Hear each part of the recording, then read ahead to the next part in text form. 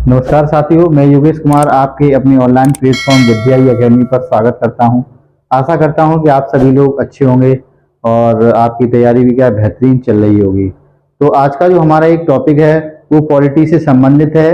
जैसे हमने संविधान की महत्वपूर्ण अनुसूचियों को पढ़ लिया है, उसी तरह से हमारे जो संविधान है हमारा, उसमें किस देश से क्या अडॉप्ट किया गया है, यानी हमारे जो संविधान का जो स्रोत है वो किस किस देश से क्या लिया गया है, उसके लिए आज जो हमारा ये सेशन होने वाला है। तो क्या है, भारतीय संविधान के प्रमुख विदेशी स्रोत, यानी हमारे जो है भारत का क्या खुद का संविधान नहीं है। क्या किया गया, हमारे देशों कई देशों के संविधान के अवलोकन के बाद जो है हमारे भारत का संविधान बनाया गया है। तो स्टार्ट करते हैं आज की क्लास। आज का मोटिवेशनल कोट है, जिंदगी खेलती भी उसी के साथ है जो खिलाड़ी बेहतरीन होता है। जिंदगी खेलती भी उसी के साथ है जो खिलाड़ी बेहतरीन होता है। दर्द सबके एक से हैं मगर हौसले सबके अलग अलग होते हैं। कोई हताश होकर बिखर जाता है तो कोई संघर्ष करके निखर जाता है। इसी का नाम क्या है, जिंदगी है।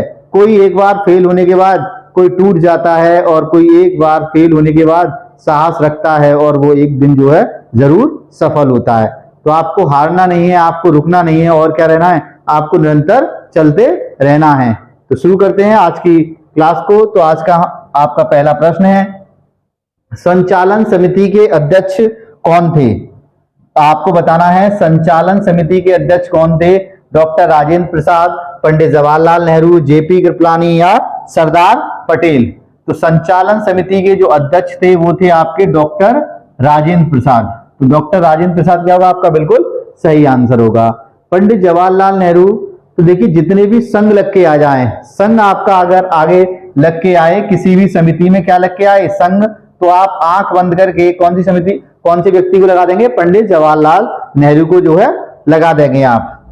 अगले प्रश्न की तरफ चलते हैं। अगला प्रश्न है, संघ संविधान समिति के अध्यक्ष कौन थे? संघ संविधान समिति के अध्यक्ष कौन थे? Sardar Patel, doctor B R. अम्बेडकर, जेबी कृपलानी या जवाहरलाल नेहरू। तो मैंने अभी आपको बताया कि जितनी संघ लगे होंगे समिति के सामने, आगे क्या लगे हुए, संघ, तो वो आपके कौन व्यक्ति होंगे, पंडित जवाहरलाल नेहरू होंगे आपके। तो पंडित जवाहरलाल नेहरू क्या हो जाएगा, इसका बिल्कुल सही आंसर हो जाएगा। अगले प्रश्न की तरफ चलते हैं। प्रांतीय संविधान समिति के अध्यक्ष कौन थे? सरदार वल्लभ भाई पटेल, बी.आर. अम्बेडकर, जेबी कृपलानी या डीपी खेतान। तो प्रांतीय जो संविधान समिति है इसके अध्यक्ष थे सरदार वल्लभ भाई पटेल। कौन थे? सरदार वल्लभ भाई पटेल थे। इन्हें जो है भारत का बिस्मार्क लौह पुरुष के नाम से भी जाना जाता है, क्योंकि इन्होंने विशेष योगदान दिया। जितनी भी भारत में देसी रियासतें थी उसको भारत में मिलाने का जो श्रेय है वो किसको जाता है, सरदार वल्लभ भाई पटेल को जाता है। नेक्स्ट प्रश्न है आपका, प्रारूप समिति या मसौदा समिति के अध्यक्ष कौन थे? तो आपको पता होना चाहिए कि जितनी भी समितियां बनी थी उसमें से सबसे महत्वपूर्ण जो समिति थी वो थी आपकी प्रारूप समिति, जिसको हम इंग्लिश में ड्राफ्टिंग कमेटी कहते हैं। तो प्रारूप समिति का मसौदा किस समिति, इसके अध्यक्ष कौन थे? Sardar Patel, doctor B R. Ambedkar, DP Khetan या डॉक्टर राजेंद्र प्रसाद। तो doctor B R. Ambedkar, doctor B R. Ambedkar. देखिए डॉक्टर बी.आर. अम्बेडकर ने आर्टिकल 32 जो संविधान में आर्टिकल नंबर 32 है, इसको क्या किया है, संविधान की हृदय एवं आत्मा का है।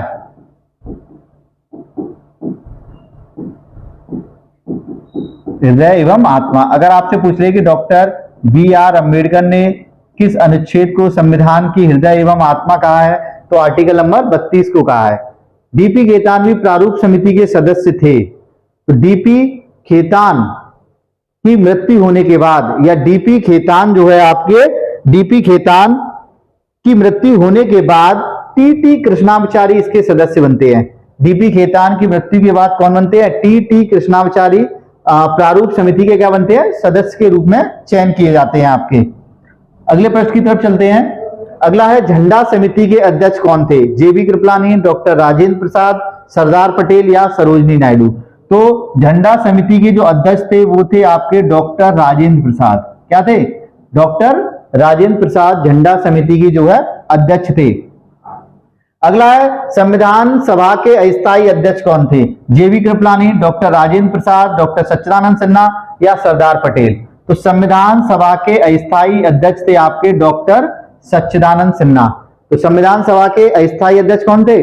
डॉक्टर सच्चिदानंद सिन्हा जी थे। अगला प्रश्न है संविधान सभा के स्थायी अध्यक्ष कौन थे? जेबी कृपलानी, डॉक्टर राजेंद्र प्रसाद, सच्चिदानंद सिन्हा या सरदार पटेल?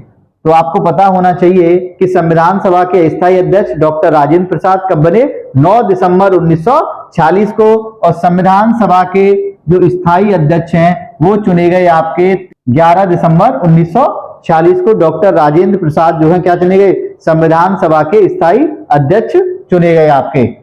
संविधान सभा के स्थायी अध्यक्ष कौन थे? तो डॉक्टर राजेंद्र प्रसाद थे। कब चुने गए? 11 दिसंबर 1946 को जो है चुने गए। अगला प्रश्न है मौलिक अधिकार समिति के अध्यक्ष कौन थे? डॉक्टर राजेंद्र प्रसाद, जेबी कृपलानी, सरदार पटेल या एससी मुखर्जी? तो बहुत महत्वपूर्ण प्रश्न है, कई बार एग्जाम में पूछा गया है। तो मौलिक अधिकार समिति के अध्यक्ष थे आपके सरदार वल्लभ भाई पटेल। कौन थे? सरदार वल्लभ भाई पटेल।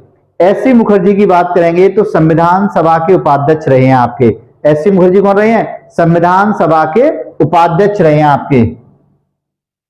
अगला है संघीय शक्ति समिति के अध्यक्ष कौन थे? डॉक्टर राजेंद्र प्रसाद, जवाहरलाल नेहरू, सरदार पटेल या एससी मुखर्जी? मैंने भी आपको बताया कि जितने भी संघ लग के आएगा तो आप फटाफट से उसका आंसर क्या देंगे? जवाहरलाल नेहरू। तो संघीय शक्ति समिति के अध्यक्ष कौन थे? जवाहरलाल नेहरू थे आपके। अगले प्रश्न की तरफ चलते हैं। संविधान निर्मात्री सभा के परामर्शदाता कौन थे? यानी संविधान सभा के परामर्शदाता के रूप में किसे नियुक्त किया गया? तो डॉक्टर राजेंद्र प्रसाद, बी.आर. अम्बेडकर, सरदार पटेल या वी.एन. राव? तो वी.एन. राव को संविधान निर्मात्री सभा का परामर्शदात्री जो है चुना गया, वी.एन. राव। अगला प्रश्न है निम्नलिखित में से किस देश के संविधान से भारतीय संविधान में कुछ भी ग्रहण नहीं किया गया है? चीन, ब्रिटेन, संयुक्त राज्य अमेरिका या कनाडा? तो चीन का जो संविधान है उस संविधान से भारत के संविधान में कुछ भी जो है ग्रहण नहीं किया गया है। तो चीन क्या जाएगा आपका आंसर? बिल्कुल सही किया आपका। संविधान सभा के प्रारूप समिति में कितने सदस्य थे? तो संविधान सभा के प्रारूप समिति में कितने सदस्य थे? 7 सदस्य थे। तो देखिए 7 सदस्य आपको पता होने चाहिए, 7 सदस्य, जिसमें से देखिए 7 में से एक अध्यक्ष थे आपके, एक अध्यक्ष और प्लस 6 अन्य सदस्य थे। अध्यक्ष कौन थे? तो doctor B R. Ambedkar. Doctor B R. Ambedkar कौन थे? इसके अध्यक्ष थे। अब बात कर लेते हैं 6 जो मेंबर्स थे आपके, उनको एक एक करके जो है देख लेते हैं। पहले थे के.एम. मुंशी, के.एम. मुंशी यानी कन्हैया मणिकलाल मुंशी, के.एम. मुंशी। दूसरे थे अल्लादी कृष्णा स्वामी, अल्लादी कृष्णा स्वामी। और तीसरे जो व्यक्ति थे वो गोपाल स्वामी अयंगर, गोपाल स्वामी अयंगर, गोपाल स्वामी अयंगर। मोहम्मद सादुल्ला, मोहम्मद सादुल्ला। उसके बाद देखिए डी.पी. खेतान। तो डी.पी. खेतान की मृत्यु के बाद टी.टी. कृष्णाचारी बने। डी.पी. खेतान की मृत्यु के बाद कौन बने हैं? टी.टी. कृष्णाचारी और बी.एल. मित्तल। बी.एल. मित्तल की, बी.एल. मित्तल जो है एन माधव, बी.एल. मित्तल किए गए एन माधवन।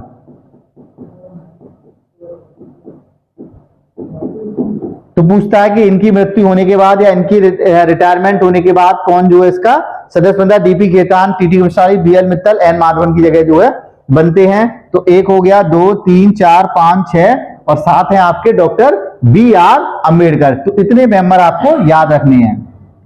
अगला प्रश्न है निम्नलिखित में से कौन प्रारूप समिति का सदस्य नहीं था? तो गोपाल स्वामी अयंगर थे, अल्लादी कृष्णा स्वामी थे, बी.आर. अम्बेडकर थे, तो डॉक्टर राजेंद्र प्रसाद, ये इसका नाम, इनका नाम जो है यहां नहीं आता है। तो ये आंसर क्या हो जाएगा आपका? बिल्कुल सही हो जाएगा। अगला निम्न में से कौन प्रारूप समिति का सदस्य नहीं था? जवाहरलाल नेहरू नहीं थे, मोहम्मद सादुल्लाह थे, के.एम. मुंशी थे, गोपाल स्वामी अयंगर ये भी थे आपके प्रारूप समिति के सदस्य। संविधान सभा में सभी निर्णय किस आधार पर लिए गए? एकल और अखंडता, बहुमत, सर्वसम्मति या सहमति और समायोजना? सहमति और समायोजना के आधार पर क्या लिए गए? संविधान सभा में सभी निर्णय जो है आपके लिए गए। भारतीय संविधान को अपनाया गया तो किसके द्वारा? संविधान सभा के द्वारा जो है भारतीय संविधान को अडॉप्ट किया गया। कब? 26 नवंबर 1949 को संविधान सभा के द्वारा इसे अंगीकृत कर लिया गया। राष्ट्रीय झंडे को अभिकल्पना को भारत की संविधान सभा में ग्रहण किया गया। कब ग्रहण किया गया? तो जुलाई 1947 को। कब ग्रहण किया गया? जुलाई 1947 यानी 22 जुलाई 1947 को जो है इसको ग्रहण किया गया है। अगला है भारतीय संविधान की कौन सी विशेषता इंग्लैंड से ली गई है?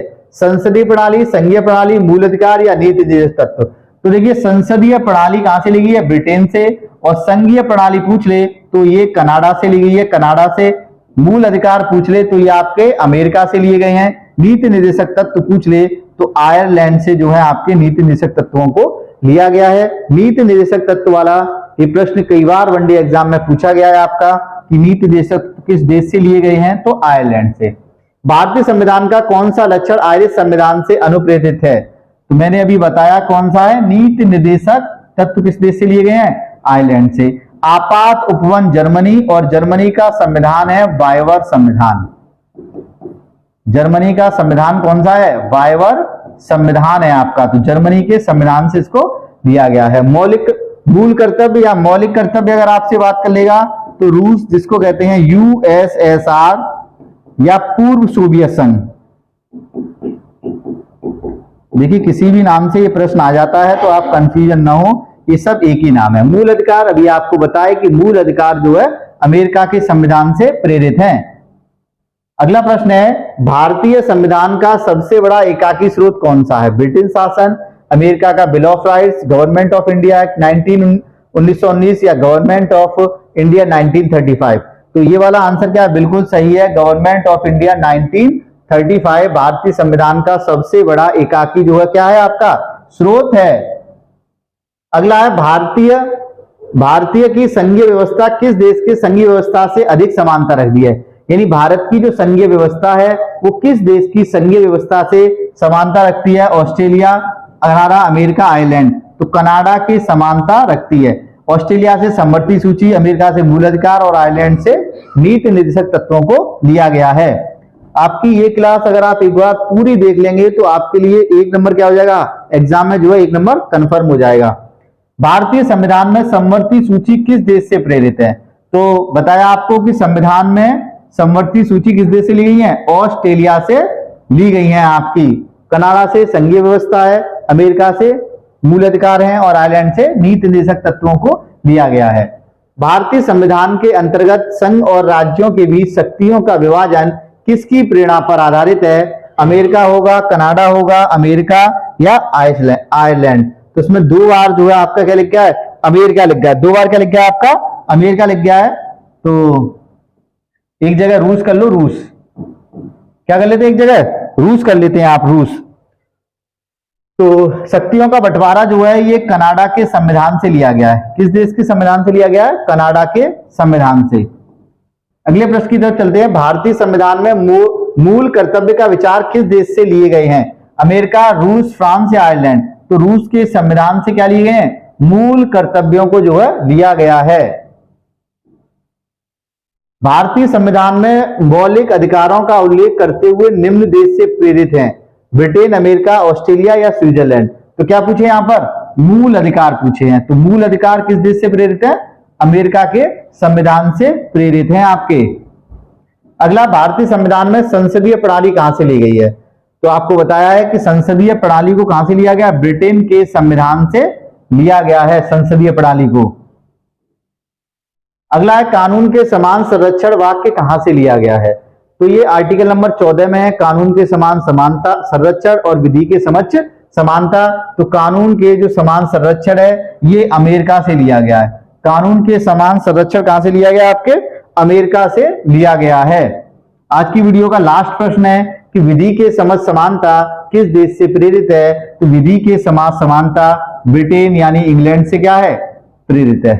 आपको वीडियो कैसी लगी आप कमेंट बॉक्स में जरूर बताएं। यदि आप हमारे चैनल पर नए हैं तो सब्सक्राइब करें और बेल आइकन जो है आप जरूर दबा लें, जिससे हमारी वीडियो यूट्यूब पर आए, लाइव आए तो आपको क्या मिल जाए? तुरंत जो है आप नोटिफिकेशन आपको प्राप्त हो जाए।